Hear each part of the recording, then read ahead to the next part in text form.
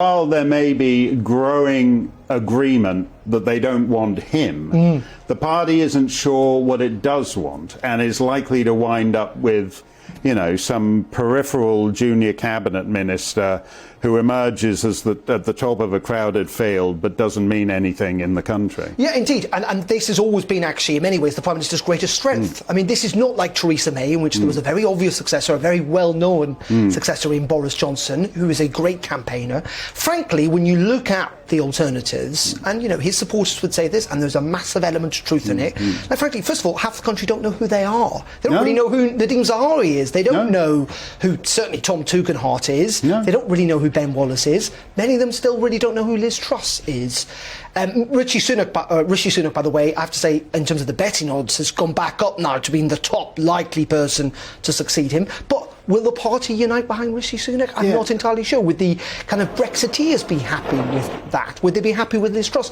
And you're right, the problem is, for those that want to unseat the Prime Minister, is there is no one to kind of unite behind. Penny Mordaunt gets talked about, but again, Penny Mordaunt is not a national public figure on the same scale as many other senior politicians. But in saying that, the sense today is, and this is why it's all exploded, is that so many MPs are just fed up.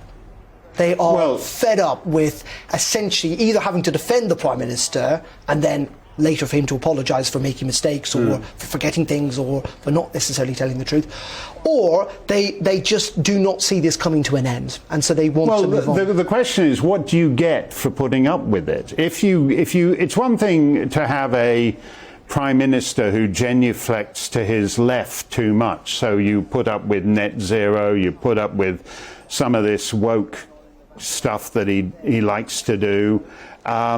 Or there's a thing to say, well, we put up with all his personal foibles, but he's delivered for us on this.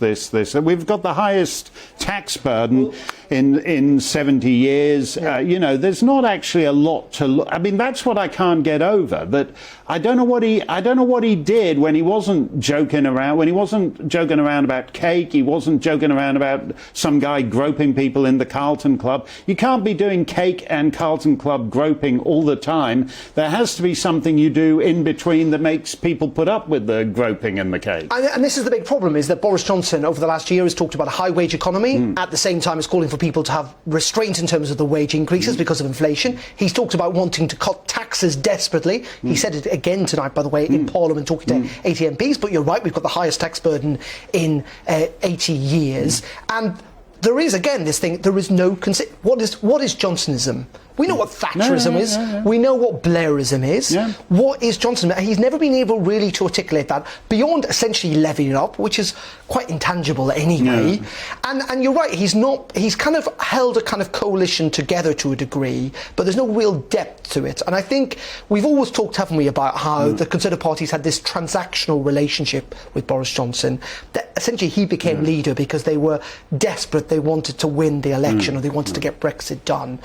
And there is a sense that that transaction is now not working because he's a political liability, he's dragging on the Conservative vote. Frankly, lots of MPs think they will lose their seats if he remains as leader, and that is why they've moved against him, as well as the kind of principal arguments some would argue about leadership and ethics inside Number 10. In saying that, you know, he is determined to stay on. He's clearly, you know, he is not going to resign.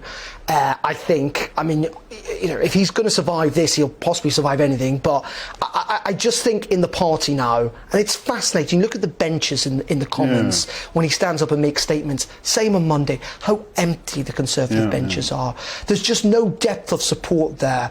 And I suspect, as I say, we could see things either move quite quickly in the next 24 hours. I mean, today no one thought this was going to happen. But if not, that the rules will be changed and he could face another immediate challenge.